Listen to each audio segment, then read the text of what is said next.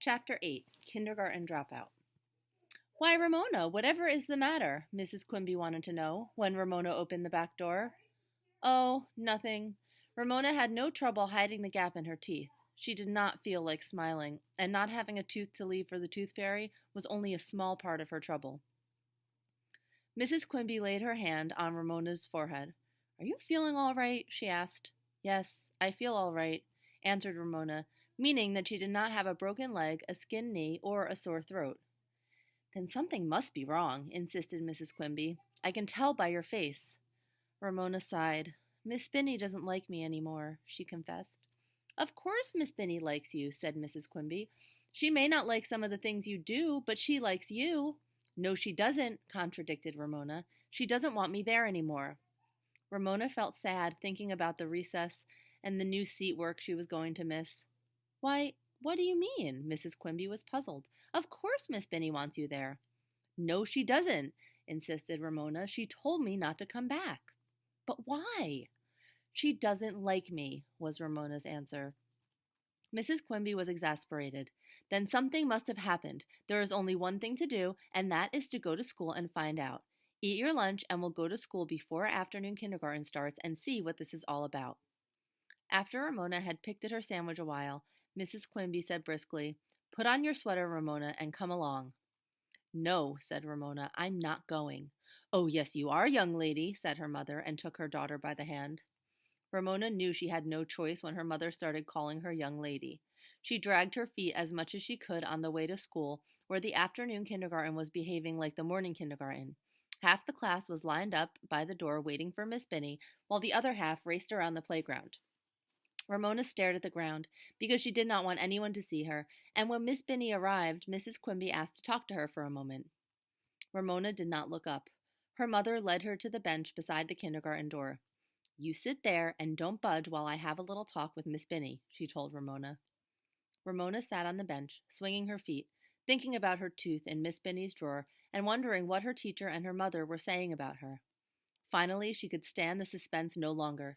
She had to budge, so she slipped over to the door as close as she could without being seen and listened. The afternoon kindergarten and the workmen across the street were making so much noise she could catch only a few phrases such as bright and imaginative, ability to get along with her peer group, and negative desire for attention. Ramona felt awed and frightened to be discussed in such strange big words, which must mean Miss Binny thought she was very bad indeed. She scuttled back to the bench when at last she heard her mother walk to the door. What did she say? Ramona's curiosity was almost more than she could endure. Mrs. Quimby looked stern. She said she will be glad to have you back when you are ready to come back. Then I'm not going back, announced Ramona. She would never go to kindergarten at all if her teacher did not like her. Never. Oh, yes, you are, said Mrs. Quimby wearily. Ramona knew better. Thus began a difficult time in the Quimby household. But Ramona, you have to go to kindergarten, protested Beezus when she came home from school that afternoon. Everybody goes to kindergarten. I don't, said Ramona. I used to, but I don't now. When Mr. Quimby came home from work, Mrs. Quimby took him aside and talked quietly to him. Ramona was not fooled for a minute. She knew exactly what those whispers were about. Well, Ramona, suppose you tell me all about what went on at school today, said Mr. Quimby, with that false cheerfulness grown-ups use when they are trying to persuade children to tell them something they don't want to tell. Ramona, who longed to run to her father and show him where her tooth used to be, thought a while before she said, We guessed what Miss Binny had in a paper bag that began with a T, and Davy guessed caterpillars. And what else happened? Asked Mr. Quimby, all set to be patient. Ramona could not tell her father about her tooth, and she was not going to tell about pulling Susan's curls. Nothing much was left to talk about. We learned T, she said at last. Mr. Quimby gave his daughter a long look, but said nothing. After dinner, Beezus talked to Mary Jane on the telephone, and Ramona heard her say, Guess what? Ramona is a kindergarten dropout. She seemed to think this remark was very funny because she giggled into the telephone. Ramona was not amused. Later, Beezus settled down to read a book while Ramona got out her crayons and some paper. Beezus, you don't have a very good light for reading, said Mrs. Quimby, and she added, as she always did, You only have one pair of eyes, you know. Here was an opportunity for Ramona to show off her new kindergarten knowledge. "Why don't you turn on the donzer?" she asked, proud of her new word. Beezus looked up from her book. "What are you talking about?" she asked Ramona. "What's a donzer?" Ramona was scornful. "Silly. Everybody knows what a donzer is." "I don't," said Mr. Quimby, who had been reading the evening paper. "What is a donzer?" "A lamp," said Ramona. "It gives a lee light. We sing about it every morning in kindergarten." A puzzled silence fell over the room until Beezus suddenly shouted with laughter. She means," she gasped, "the Star-Spangled Banner." Her laughter dwindled into giggles. "She means the dawn's early light." She pronounced each word with exaggerated distinctness, and then she began to laugh again. Ramona looked at her mother and father, who had the straight mouths and laughing eyes of grown-ups who were trying not to laugh out loud. Beezus was right, and she was wrong. She was nothing but a girl who used to go to kindergarten and who got everything wrong and made everyone laugh. She was a stupid little sister, a dumb, stupid little sister who never did anything right. Suddenly, everything that had happened that day was too much for Ramona. She glared at her sister, made a big crisscross motion in the air with her hands, and shouted, "Cross out Beezus!" Then she threw her crayons on the floor, stamped her feet, burst into tears, and ran into the room she shared with her sister. "Ramona Quimby," her father said sternly, and Ramona knew that she was about to be ordered back to pick up her crayons. Well, her father could order all he wanted to. She was not going to pick up her crayons. Nobody could make her pick up her crayons. Nobody. Not her father nor her mother. Not even the principal. Not even God. "Now, never mind," Ramona heard her mother say. "Poor little girl. She's upset. She had a difficult day." Sympathy made things worse. "I am not upset!" yelled Ramona, and yelling made her feel so much better that she continued. "I am not upset, and I'm not a little girl, and everybody is mean to laugh at me." She threw herself on her bed and pounded her heels on the bedspread, but pounding on the bedclothes was not bad enough. Far from it. Ramona wanted to be wicked, really wicked, so she swung around and beat her heels on the wall. Bang, bang, bang! That noise ought to make everybody good and mad. "Mean, mean, mean!" she yelled in time to her drumming heels. She wanted to make her whole family feel as angry as she felt. "Mean, mean, mean!" She was glad her heels left marks on the wallpaper. Glad, glad, glad. "Mother, Ramona's kicking the wall," cried Tattletale Beezus, as if her mother did not know what Ramona was doing. "It's my wall, too." Ramona did not care if Beezus tattled. She wanted her to tattle. Ramona wanted the whole world to know she was so bad she kicked the wall and left heel marks on the wallpaper. "Ramona, if you're going to do that, you had better take off your shoes." Mrs. Quimby's voice from the living room was tired but calm. Ramona drummed harder to show everyone how bad she was. She would not take off her shoes. She was a terrible, wicked girl. Being such a bad, terrible, horrid, wicked girl made her feel good. She brought both heels against the wall at the same time. Thump, thump, thump. She was not the least bit sorry for what she was doing. She would never be sorry. Never, never, never. "Ramona!" Mr. Quimby's voice held a warning note. "Do you want me to come in there?" Ramona paused and considered. Did she want her father to come in? No, she did not.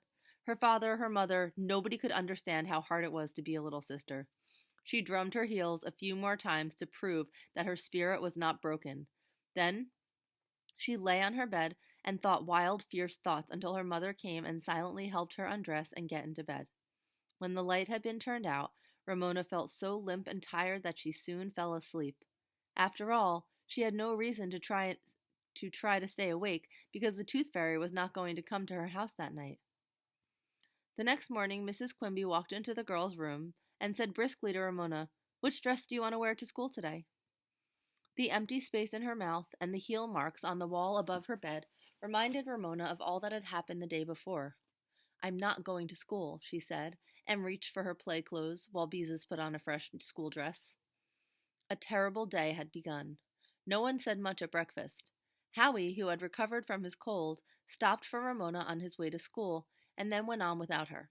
Ramona watched all the children in the neighborhood go to school, and when the street was quiet, she turned on the television set. Her mother turned it off, saying, "Little girls who don't go to school can't watch television." Ramona felt that her mother did not understand. She wanted to go to school. She wanted to go to school more than anything in the world, but she could not go back when her teacher did not like her. Ramona got out her crayons and paper, which someone had put away for her, and settled down to draw. She drew a bird, a cat, and a ball in a row, and then with her red crayon she crossed out the cat because it did not begin with the same sound as bird and ball. Afterward, she covered a whole sheet of paper with cues, Ramona style, with ears and whiskers.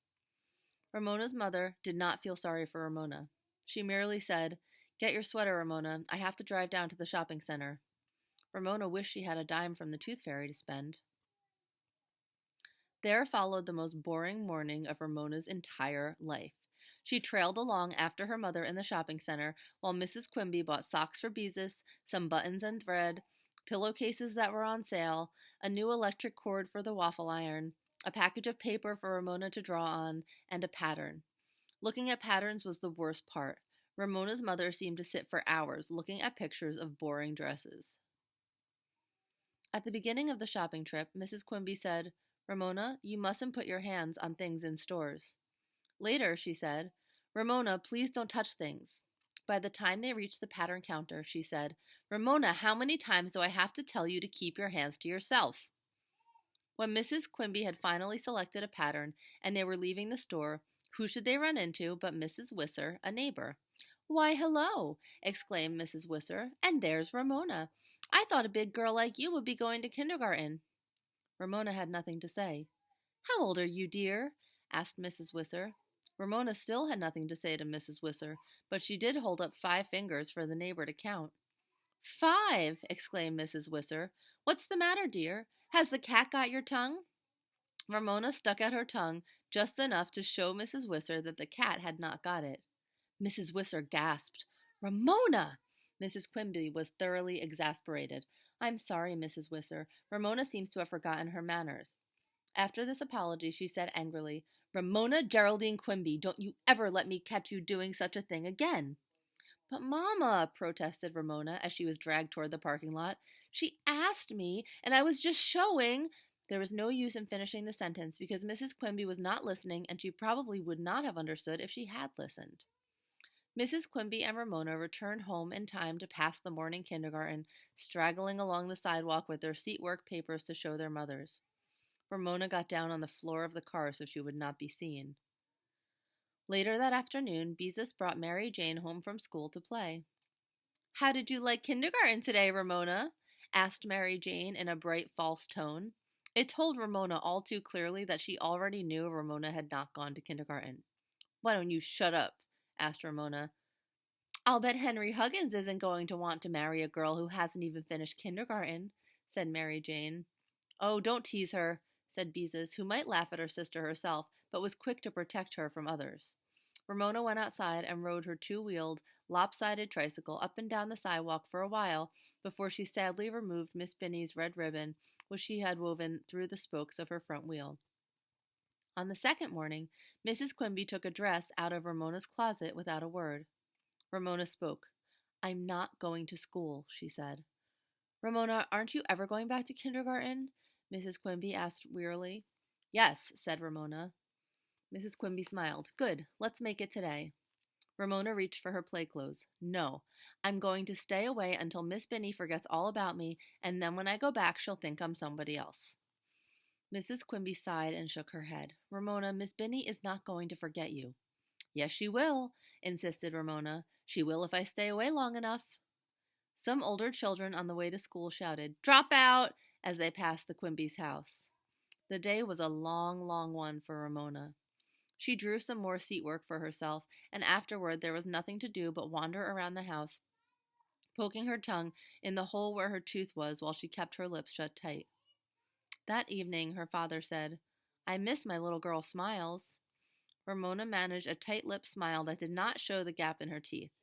Later, she heard her father say something to her mother about, "This nonsense has gone on long enough," and her mother answered with something about, "Ramona has to make up her own mind she wants to behave herself." Ramona despaired. Nobody understood. She wanted to behave herself. Except when banging her heels on the bedroom wall, she had always wanted to behave herself. Why couldn't people understand how she felt? She had only touched Susan's hair in the first place because it was so beautiful, and the last time, well, Susan had been so bossy she deserved to have her hair pulled. Ramona soon discovered the other children in the neighborhood were fascinated by her predicament. How come you get to stay out of school? They asked. Miss Binny doesn't want me, Ramona answered. Did you have fun in kindergarten today? Mary Jane asked each day, pretending she did not know Ramona had stayed home.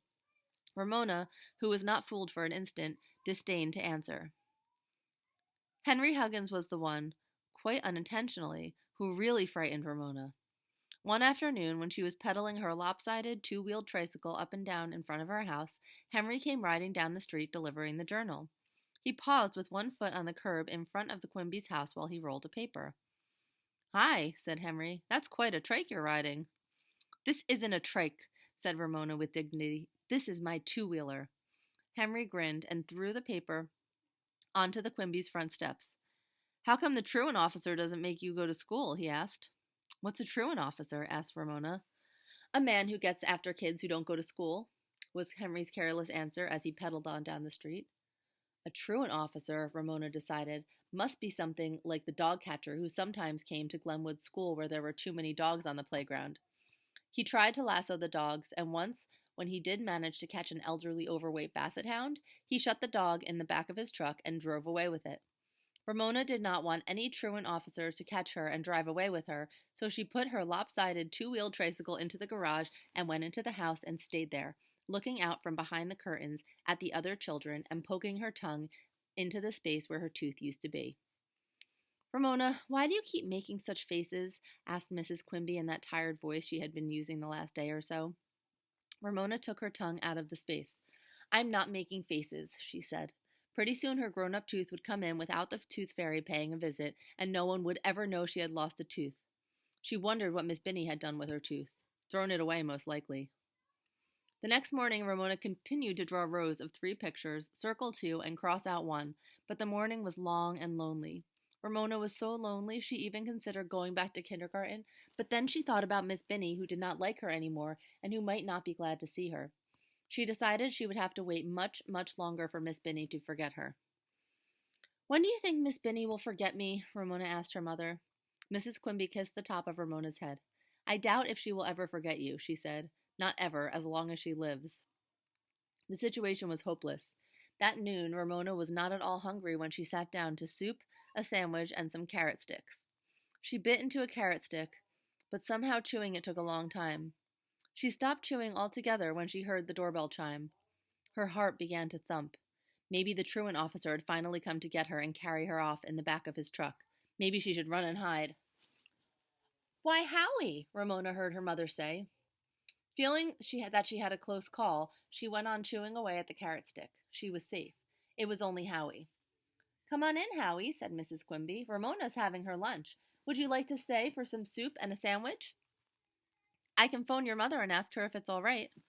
Ramona hoped Howie would stay. She was that lonely. I just brought Ramona a letter. Ramona jumped up from the table. A letter for me? Who's it from? Here was the first interesting thing that had happened in days. I don't know, said Howie. Miss Binny told me to give it to you. Ramona snatched the envelope from Howie, and sure enough, there was Ramona printed on the envelope. Let me read it to you, said Mrs. Quimby. It's my letter, said Ramona, and tore open the envelope. When she pulled out the letter, 2 things caught her eye at once. Her tooth, scotch-taped to the top of the paper, and the first line, which Ramona could read because she knew how all the letters began. Dear Ramona Q, was followed by 2 lines of printing, which Ramona was not able to read. Mama! Cried Ramona, filled with joy. Miss Binny had not thrown away her tooth, and Miss Binny had drawn ears and whiskers on her Q. The teacher liked the way Ramona made Q, so she must like Ramona too. There was hope after all. Why, Ramona! Mrs. Quimby was astonished. You've lost a tooth. When did that happen? At school, said Ramona, and here it is. She waved the letter at her mother, and then she studied it carefully because she wanted so much to be able to read Miss Binny's words herself. It says, Dear Ramona Q, here is your tooth. I hope the tooth fairy brings you $1. I miss you and want you to come back to kindergarten. Love and kisses, Miss Binny. Mrs. Quimby smiled and held out her hand. Why don't you let me read the letter? Ramona handed over the letter. Maybe the words did not say exactly what she had pretended to read, but she was sure they must mean the same. Dear Ramona Q, began Mrs. Quimby, and she remarked, Why, she makes her Q the same way you do. Go on, Mamma, urged Ramona, eager to hear what the letter really said. Mrs. Quimby read, I am sorry I forgot to give you your tooth, but I am sure the tooth fairy will understand. When are you coming back to kindergarten? Ramona did not care if the tooth fairy understood or not. Miss Binny understood, and nothing else mattered. Tomorrow, Mamma, she cried. I'm going to kindergarten tomorrow. Good girl, said Mrs. Quimby, and hugged Ramona. She can't, said matter-of-fact Howie. Tomorrow is Saturday. Ramona gave Howie a look of pity, but she said, Please stay for lunch, Howie. It isn't tuna fish, it's peanut butter and jelly.